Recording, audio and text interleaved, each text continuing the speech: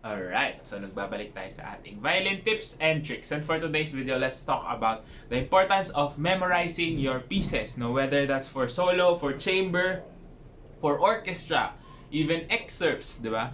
Bakit napaka-importante na marunong tayo mag-memorize?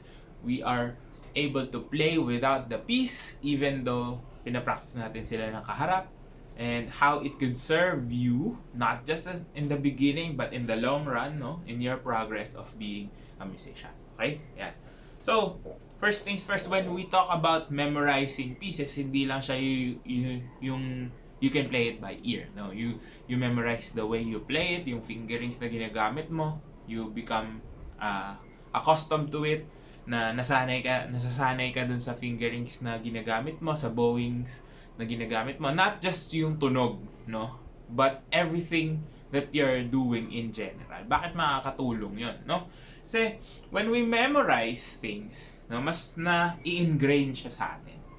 And at the end of the day, it's not about what pieces yung nadaanan mo, but what pieces you can still play, no? Especially when you have a long career, 'di ba? Matagal ka nang tumutugtog, no? You become more advanced. Hindi pwedeng kakalimutan mo na lang yung natugtog mo before, no? Ano ba yung pros ng pag-memorize? Okay, when you memorize your pieces, sometimes, no, may mga katulad siyang passages that will come from different repertoire or different composers, no? So, sa ibang pyesa, lalabas din yung mga passage na nahihirapan ka dun sa certain piece.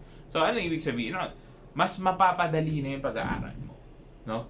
Learning other pieces, just because you memorized a certain piece that you have, mag-aaral ka na ibang pyesa, mas madali na kasi there are certain techniques that you have already mastered that is already ingrained in your mind and body, na pag tinugtog mo siya sa ibang klaseng pyesa, madali mo nang makukuha, no? So, you're building layers of technique, of experiences, of sound quality, of music in general. You're building all those layers all together.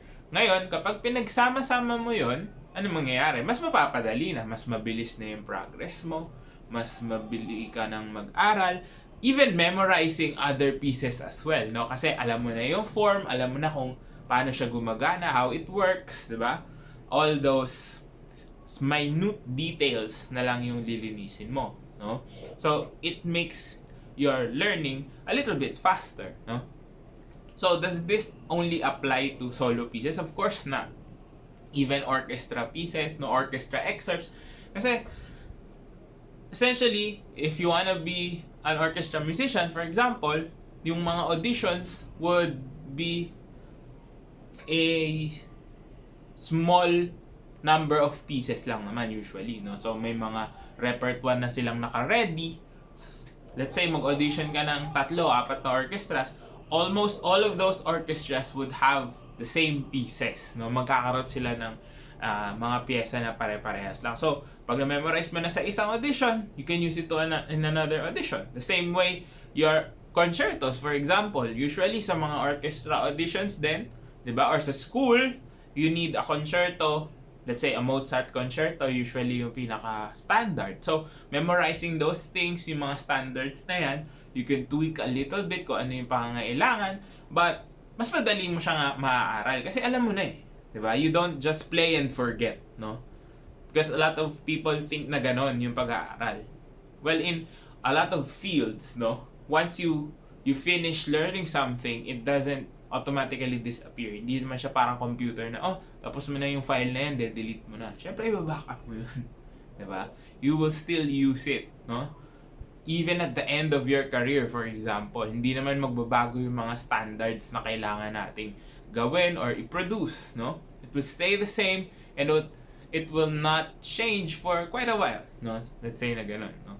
Yan. So, as early as starting out, no? Nag-start ka pa lang, let's say, book 1 ng Suzuki or something, kung ano man yung inaaral mo, whether mga etudes na inaaral mo, i-memorize mo just for the sake of it, no? So that you have number 1, pyesa na pwede mong tugtugin kapag pinatugtog ka, no? For example, usually pag mga kids, di ba, pinapaplay sila ng mga parents nila sa mga gatherings, at least meron ka matutugtog, no? Kung ano man yung ipatugtog sa'yo, di ba? Hindi yung pag tinanong ka, anong kaya matugtugin? Hindi mo alam, wala ka ma-play. Pero meron ka naman mga pieces na mape-prepare, di ba? And as time goes on, those pieces add up, no? Yung mga pyesa na yan, nadadagdagan, and you learn how to play something better kasi nga you know it from memory, no? Alam ng kamay mo, alam ng isip mo kung paano siya gumagana, paano siya nape-play. It becomes easier, no? Lahat ng bagay dumadali na kasi nga you're adding up skills, no? Not just memorizing sounds, no? Which is different, no? Yung playing by ear and then memorizing. They're not totally different but different in a way na kailangan mo talaga ng pag-aaral. Yan. So, nakakatulong din talaga yun. Nagbi-build yung mga pyesa na inaaral mo, whether it's progressing to be harder, may makukuha ka pa rin no? May makukuha ka pa rin mga techniques from the easy pieces that you did before that you can apply to the more complicated pieces that you're doing now, no?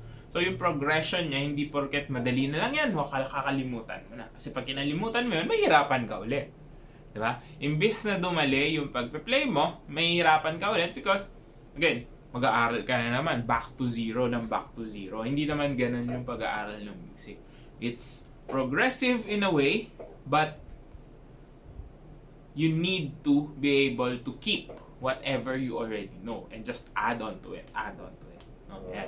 So, makukuha mo lang yun pag nag-memorize ka ng pieces. Even etudes, diba? Usually etudes, ang boring. Kasi nga, paulit-ulit, you're working on a technique. Now, if you memorize your etudes, yung technique na yun, na-memorize mo din. Nasasanay ka din.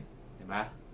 Based on our previous video nung nakaraan, sabi nga natin, our brains don't know exactly what's right from wrong, no? Kung ano yung lagi natin ginagawa, yun yung ginagawa natin and we stick to that. Namimihasa tayo, ikaw nga.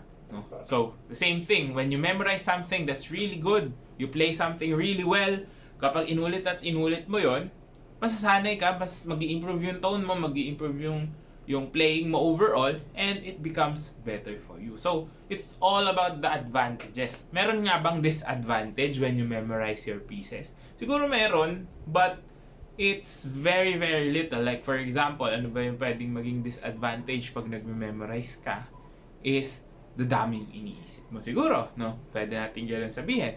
But for me, memorizing pieces gives you more confidence, no? Yung iba natatakot kasi medyo mahina daw yung memory. But how can you overcome your fears, no? You need to try it out. Kailangan talaga ma-develop mo yung pag-memorize. And I think pag nag-memorize naman tayo, there are steps to it, diba? Sabi ko nga, bago natin ma-memorize isang bagay, kailangan ma-master muna natin. So, don't try and memorize agad. Unang lapag, memorize agad. No? Mahirapan ka talaga. So, you have to also follow certain steps, no? Step by step mo siyang lilinisin, step by step mo nga ayusin in order for you to be able to play properly, in order for you to improve the way you are playing. Yun, no? So, ano ba yung mga magagandang i-memorize? Technically, lahat maganda na i-memorize mo. Always keep it at the back of your head.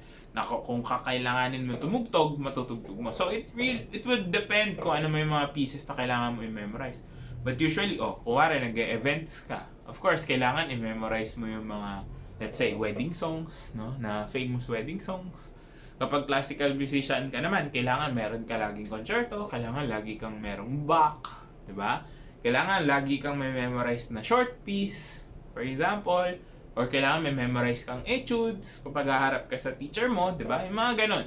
So, it will depend on what you're playing. Kung pop naman, of course, mag-memorize ka ng mga pop songs, mag-memorize ka ng mga riffs na tutugtugin mo every time you're playing, no? So, whatever it is that you're trying to play, no? Don't just rely on music scores alone, no?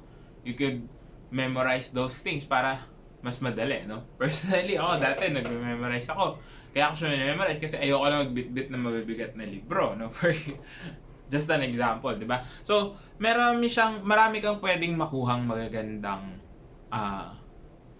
effect if you learn how to properly memorize certain things, no? And how important it is in your overall progression as a musician, no?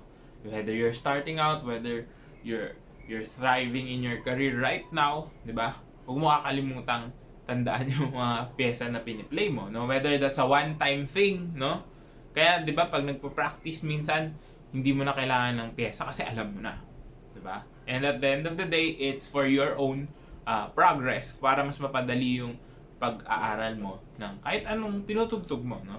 Try to memorize it, master your pieces, and enjoy playing. And sana nakatulong tong video na ito. If it did, please do drop a like, comment down below more content you'd like to see, and of course, subscribe to my YouTube channel, follow me on all my socials, all the links you need down in the description box below. This has been Ryan Monakil for Violin Tips and Tricks, and I'll see you on the next